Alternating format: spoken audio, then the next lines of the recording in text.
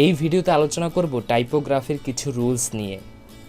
নতুন ডিজাইনারদের সমস্যা হলো তারা একটা ডিজাইনের মধ্যে অনেকগুলো ফন্ট ব্যবহার করে ফেলে। আপনি কখনো দুটোর বেশি ফন্ট ইউজ করবেন না।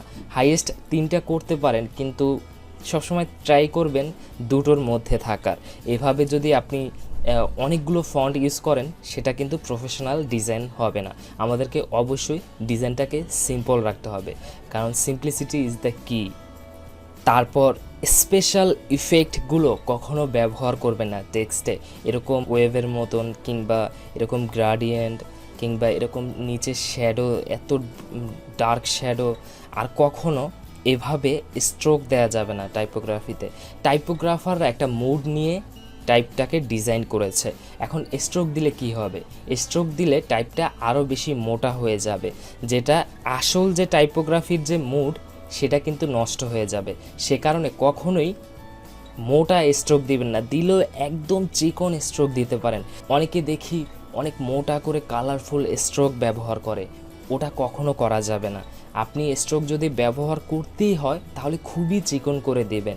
অন টু পয়েন্ট স্ট্রোক দিতে পারেন, কিন্তু এর উপরে কখনো যাবেন না, তাহলে কিন্তু সেই টাইপটির অ্যাকচুয়াল মুড নষ্ট হয়ে যাবে। টাইপোগ্রাফিতে আমাদের মূল ফোকাস থাকে রিডারের প্রতি। রিডার কি অ্যাকচুয়ালি কমফোর্টেবল ফিল করছে কিনা সেটা পড়তে গিয়ে। আমাদের মূল ফোকাস থাকা উচিত রিডারের জন্য কতটা কমফোর্টেবল, ইজি করা যায়। যতটা ইজি হবে, যতটা রিডার বুঝতে পারবে লেখাগুলো, ততই কিন্তু একটা গ্রেট ডিজাইন হবে। আপনি এমনভাবে পেঁচানো গোছানোভাবে লিখতে পারবেন না যেটা একদম পড়াই যাচ্ছে না, যেটা কিনা রিডেবল না। আবার এতটা ছোটও রাখা যাবে না যেটা কিনা দূর থেকে কিন্তু দেখাই যাচ্ছে না। এমন টাইপফেস বা ফন্ট ইউজ করতে হবে, এমন সাইজ ইউজ করতে হবে, কালার ইউজ করতে হবে যেটা একদম রিডেবল হয়, রিডারের জন্য সবচেয়ে সহজবোধ্য হয়। সেজন্য স্টিভ জবস কিন্তু বলেছেন, design is not just what it looks like and feels like, design is how it works. যদি এটা সবচেয়ে ভালোভাবে কাজ করে, যদি এটার ফাংশনালিটি ভালো থাকে, যদি রিডার্স ঠিকভাবে পড়তে পারে, তার যদি কোনো সমস্যা না হয়, এটা যদি একদম পারফেক্টলি কাজ করে, তখনই বলতে পারবো সেটা অ্যাকচুয়ালি ডিজাইন। কিন্তু আপনি যদি অ্যাট্রাকটিভ লুকিং বানানোর চেষ্টা করতেছেন, অনেক দারুণ দারুণ ফিলিং দিচ্ছেন, কিন্তু অ্যাকচুয়ালি সেটা কাজ করছে না, তাহলে কিন্তু সেটা মোটেও ভালো ডিজাইন হবে না। কখনো একই ধরনের ফন্ট বডি টেক্সট এবং টাইটেলে ব্যবহার করা যাবে না। যেমন এখানে আমি টাইটেলে ইউজ করেছি মনসেরাট, আর এইখানে আমি বডি টেক্সটে ইউজ করেছি সেন্সেশন।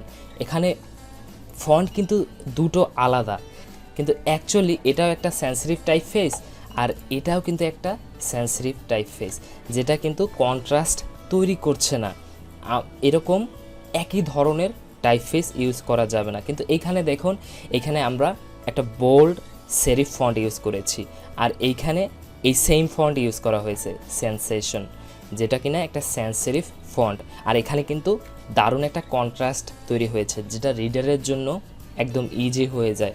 সে কিন্তু বুঝতে পারে যে তার টাইটেল কোনটা আগে পড়তে হবে, তারপর বডি টেক্সট, তারপর কোনটা পড়তে হবে। তাকে একটা কিন্তু ডিরেকশন দেওয়া হচ্ছে। কিন্তু এইখানে একই ধরনের দুইটা ফন্ট হওয়ার কারণে যেটা কিন্তু ভালো দেখাচ্ছে না। কখনো এভাবে বড় টাইটেলে সবগুলো ক্যাপিটালাইজ করা যাবে না, কারণ এটা কিন্তু দেখতে যেমন ভালো দেখাচ্ছে না, একদম হিজিবিজি দেখাচ্ছে। তাছাড়াও রিডার্সের পড়তে কিন্তু খুবই অসুবিধা হবে। সে কারণে কখনো বড় কোনো টাইটেলে, এরকম 2-3 লাইনের টাইটেলে ক্যাপিটালাইজ করবেন না। এটার প্রতি কেয়ারফুল হবেন। যদি কখনো ছোট টাইটেল থাকে তখন আপনি ক্যাপিটালাইজ করতে পারেন বোল্ডনেস, হেভিনেস আনানোর জন্য, কিন্তু বড় টাইটেলে এভাবে দেয়া যাবে না। আমরা যখন কোনো ডিজাইনের টেক্সট নিয়ে কাজ করব, আমাদের প্রত্যেকটা ডিটেলস খেয়াল রাখতে হবে। লিডিং ঠিক আছে কিনা, ট্র্যাকিং ঠিক আছে কিনা, কার্নিং ঠিক আছে কিনা, এভরি সিঙ্গেল ডিটেলস আমাদের খেয়াল রাখতে হবে।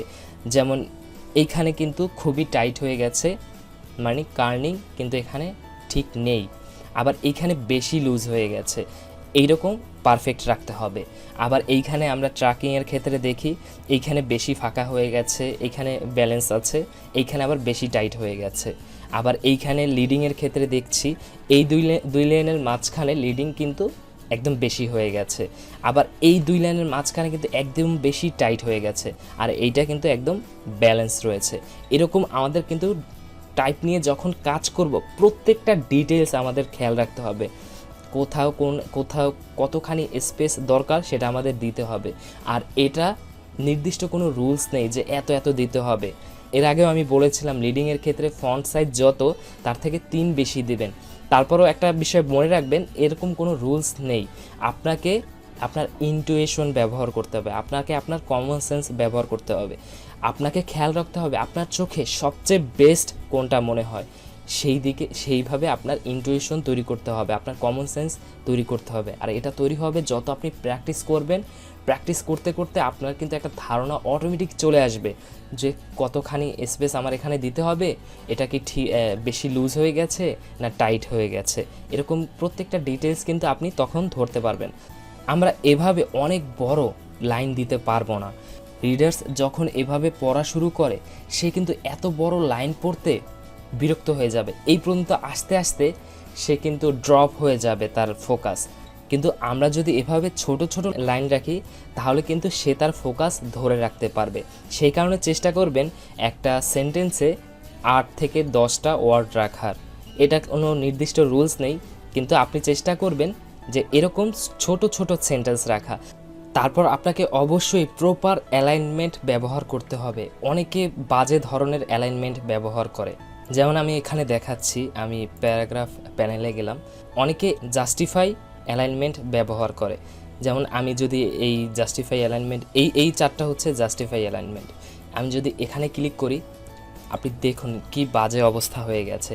এইখানে স্পেস কতখানি, মানে একদমই কিন্তু ছন্ন ছাড়া একদম বাজে দেখাচ্ছে। আবার আমরা যদি এরকম রাইট অ্যালাইনমেন্ট ব্যবহার করি সেটাও কিন্তু আসলে উচিত নয়, কারণ হিউম্যান আই সবসময় কিন্তু লেফট থেকে পড়া শুরু করে। এখন আমরা যদি এভাবে রাইট অ্যালাইনমেন্ট করে রাখি সেটা আমাদের পড়তে কিন্তু আমাদের আইয়ের জন্য অসুবিধা হচ্ছে। সবসময় লেফট অ্যালাইনমেন্ট ব্যবহার করার চেষ্টা করব, আর কখনো এভাবে জাস্টিফাই করব না, তাতে করে কিন্তু ফাঁকা ফাঁকা হয়ে যাবে, যেটা দেখতে একদমই বাজে দেখাবে। আরও কিছু বিষয় খেয়াল রাখবেন, যদি আমরা ক্যারেক্টার প্যানেলে যাই এইখান থেকে কখনো এরকম ইটালিক করে দিবেন না বা এভাবে বোল্ড করে দিবেন না। প্রত্যেকটা টাইপফেসের কিন্তু আলাদা আলাদা স্টাইল রয়েছে, মানে ফন্ট রয়েছে। আপনি কিন্তু চাইলেই টাইপফেসগুলোর বোল্ড বা ইটালিক ভার্সন পেয়ে যাবেন, সেইভাবে ডাউনলোড করে নেবেন। কিন্তু কখনো এরকম সফটওয়্যার দিয়ে, মানে ফটোশপ বা ইলাস্ট্রেটর দিয়ে কখনো এভাবে বোল্ড করবেন না বা ইটালিক করবেন না, কারণ এটা তাহলে টাইপফেসের অ্যাকচুয়াল মুড নষ্ট হয়ে যায়। এবং লিডিং ও ট্র্যাকিংয়ের ক্ষেত্রে অবশ্যই ফোকাস রাখবেন। এখানে আমরা যদি নর্মাল ট্র্যাকিং দেই সেটা কিন্তু দেখতে একটু গাদা গাদা দেখাচ্ছে, কিন্তু আমাদের ইনটুইশন ব্যবহার করতে হবে। এখানে আমাদের দেখতে হবে যে কতটুকু ব্যবহার করলে অ্যাকচুয়ালি ভালো দেখায়। আমি মনে করি 40 ঠিক আছে। আবার লিডিংয়ের ক্ষেত্রেও আমরা যদি অটো দেই, এটা হচ্ছে ডিফল্ট, এটাও দেখতে গাদা গাদা দেখাচ্ছে, যেটা আমাদের পড়ার জন্য ইজি নয়। সে কারণে আমরা লিডিংটাকে বাড়িয়ে 48 করে দিলাম, যেটা এখন মোটামুটি পড়ার জন্য ইজি। ডিজাইনে অবশ্যই আপনাকে কন্ট্রাস্ট তৈরি করতে হবে, আপনার যেন ব্যাকগ্রাউন্ড এবং টাইপের কালারের সাথে মিলে না যায়। যেমন এইখানে আমি কি লিখেছি আপনি হয়তো বা দেখতেও পাচ্ছেন না, যেখানে কন্ট্রাস্ট তৈরি হচ্ছে না, কিন্তু আপনাকে এইভাবে কন্ট্রাস্ট তৈরি করতে হবে। একই ধরনের ফন্ট ইউজ করা হয়েছে এখানে, কিন্তু তারপরও দেখতে পাচ্ছেন কতটা ডিফারেন্ট মুড তৈরি হয়েছে। এইভাবেই আপনাদের কন্ট্রাস্ট তৈরি করতে হবে, যেন ব্যাকগ্রাউন্ডের সাথে টাইপের কালার মিল না হয়ে যায়, যেন একটা দারুণ পার্থক্য থাকে। টাইপফেসকে কখনো স্ট্রেস করা যাবে না। আমি যদি কন্ট্রোল টি দেই, অনেকে আছেন যে এইভাবে স্ট্রেচ করে, কিন্তু এটা দেখতে একদমই বাজে দেখাচ্ছে, একদম টাইপের আসল মুড নষ্ট হয়ে গেছে। আবার যদি আমি কন্ট্রোল টি দিলাম, আবার অনেকে আছে এইভাবে বড় করে তাদের প্রয়োজনে, কিন্তু প্রয়োজনে কখনো এভাবে বড় করা যাবে না। এই ধরনের টাইপফেস, এরকম লম্বা লম্বা টাইপফেস আপনি কিন্তু পেয়ে যাবেন। আপনি যদি একটু খোঁজেন অনলাইনে গুগলে, তাহলে কিন্তু আপনি এই ধরনের টাইপফেস পেয়ে যাবেন। সেই কারণে আপনি একটা টাইপফেসের আসল মুড নষ্ট করে এভাবে স্ট্রেচ করবেন না, নর্মাল যেটা থাকে ঠিক সেভাবেই রাখার চেষ্টা করবেন। কিন্তু কখনো যদি বড় করা লাগে শিফট অল্টার চেপে ধরে একসাথে বড় করবেন। এবং সর্বশেষ এই ধরনের টাইপফেসগুলো কখনো ইউজ করা যাবে না, যেমন হচ্ছে কমিক সেন্স, পিপাইরাস, এই ধরনের ফন্ট একদম ওল্ড স্কুল হয়ে গেছে। এগুলো এতটাই ওভার ইউজড হয়েছে যেগুলো আপনি যদি আপনার ডিজাইনে এখন ব্যবহার করেন যেটার প্রফেশনালিটি মোটেও থাকবে না। সে কারণে এই ধরনের টাইপফেসগুলো অ্যাভয়েড করার চেষ্টা করবেন। যেমন আরও কিছু আমাদের এখানে অনেক টাইপফেস রয়েছে, যেমন টাইমস নিউ রোমান, তারপর ভিরিন্ডা, ক্যালিব্রি, এই ধরনের ফন্ট কিন্তু ডিফল্ট ফন্ট ফটোশপ বা ইলাস্ট্রেটরে থাকে, আমাদের কম্পিউটারে উইন্ডোজে থাকে। ওই ধরনের ফন্টগুলো না ইউজ করাই ভালো, কারণ এগুলো বেশি ওভার ইউজড। সবসময় চেষ্টা করবেন নতুন নতুন ফন্ট দিয়ে নিজেকে এক্সপ্লোর করতে, নতুন নতুন ফন্ট ব্যবহার করার চেষ্টা করবেন। আমি ম্যাক্সিমাম টাইমে যে ফন্টগুলো ইউজ করি যেমন Montserrat, Raleway, Roboto, Bebas Neue, Lato, Poppins, Rubik, Lora, Quicksand, Source, Sans Pro, এই ফন্টগুলো বর্তমানে সবচেয়ে বেশি চলে এবং মডার্ন। সে কারণে আপনিও চাইলে এই ফন্টগুলো ইউজ করতে পারেন, আপনার কম্পিউটারে ইনস্টল করে রাখতে পারেন।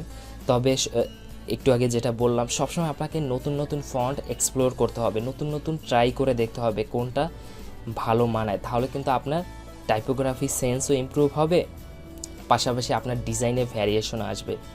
সো এই হচ্ছে টাইপোগ্রাফির বেসিক কিছু রুলস।